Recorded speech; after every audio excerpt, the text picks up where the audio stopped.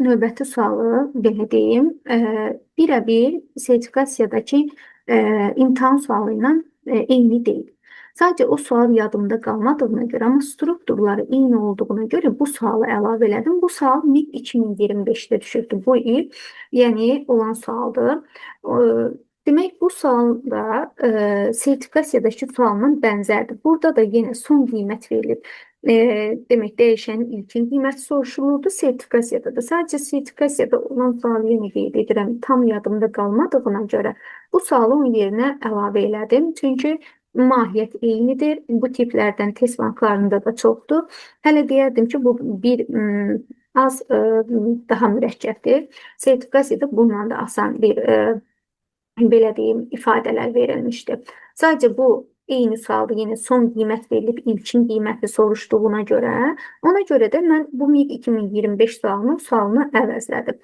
İndi baxaq suala. Deyir, algoritm yerinə yetirildikdə D dəyişənin son qiyməti 23 olmuşdu. İmtahanda isə Y idi, səhv etmirəmsə. Orada da soruşuldu ki, X-in dəyişənin başlanğıc qiymətini müəyyən edin. Burada da C dəyişənin başlanğıc qiymətini müəyyən edin soruşur.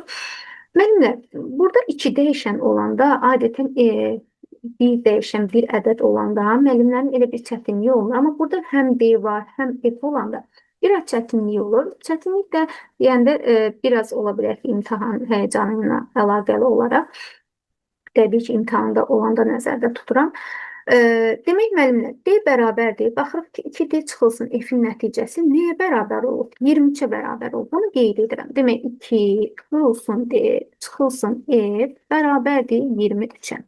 Müəllimlər, burada nəyə diqqət etmək lazımdır? Əgər biz həqiqətən sualın mahiyyətini başa düşürüksə, hansı dəyişənin hansı olduğunu ayırd edə biliriksə, bu suallar çox asan olur. Nə demək? Yəni, məsəl üçün, mən sual versəm ki, bu D hansı D-dir? Təbii ki, bu D-dir, düzdürmü müəllimlər? Bu D-də hansı qiymət alıb, gətirib bura qiyməti yazır və onun 2 mislindən F-i çıxıb D-yə yeni qiymət alır. Məsəl üçün, soruşsam ki, bu C hansı C-dir? Bu C-dir, yoxsa bu C-dir? Təbii ki, bu C-dir. Və ya bu C-ni soruşsam, bu C-dir. Düzdürmü? Çünki buradan C-nin ilkin dəyəri var, onun 2 misli, yəni 2 misli deyirəm, üzülürsən, 2 vahid artıraraq, burada 3-ə vurub 5 çıxıb, burada da yenidən həmin dəyərdən F-i cəmləyibdir.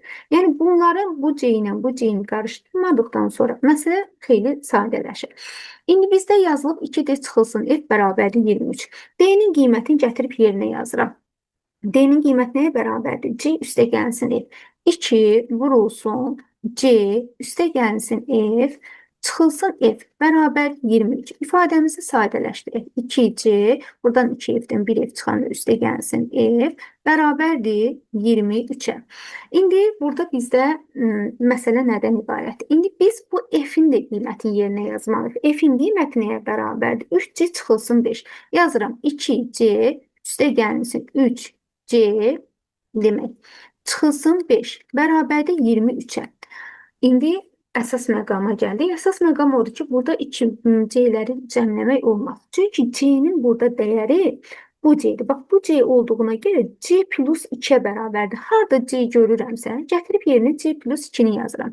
2 vurulsun C plus 2, üstə gəlinsin 3 vurulsun C plus 2, çıxılsın 5, bərabərdir 23. Buradan tapsaq 2C üstə gəlsin 4, 3C üstə gəlsin 6, çıxılsın 5, bərabərdir 23.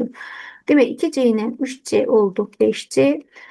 15, 10, buradan da 5 çıxanda 5, 5-i də bu tərəfə keçirdik, oldu 18. C də bərabərdir 3,6. Demək, C-nin dəyəri nəyə bərabərdir? 3,6.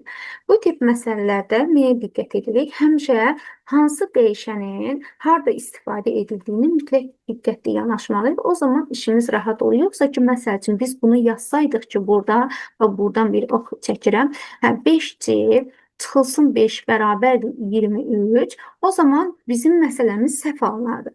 Çünki bu C bərabərdir C plus 2-dir. Buradakı C də C plus 2 olduğuna görə öz dəyərlərini gətirib yerinə yazdım. Sadəcə məsələ bundan ibarətdir və 3,6 almış oldu.